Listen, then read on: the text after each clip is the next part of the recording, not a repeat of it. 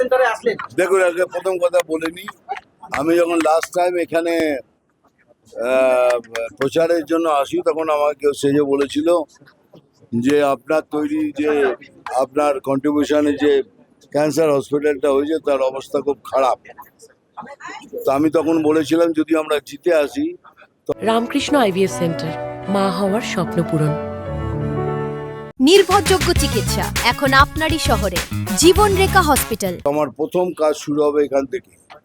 তো আমি চিফ মিনিস্টারের পারমিশন নিয়ে ওনার সব কিছু সাপোর্ট নিয়ে আমি এখানে এসেছি। কিন্তু এখানে এসে স্যারের সাথে, ডাক্তারবাবুর সাথে কথা বলে জানলাম কে যেটা বলেছে খারাপ, ওই রকম খারাপ অবস্থা নয়, ভালো চলছে, কিছু চলছে, কিন্তু এটাকে একটা উন্নত মানে তৈরি করতে হবে। তার জন্য ডিএম স্যার অফার দিয়েছেন কেউ না সব কিছু তৈরি করে, খাঁচা তৈরি করে আমায় দেবেন, আমি সিএম স্যারকে ওটাকে ডোনেট করব।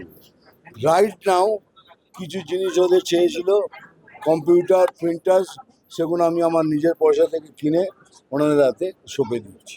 Thank you.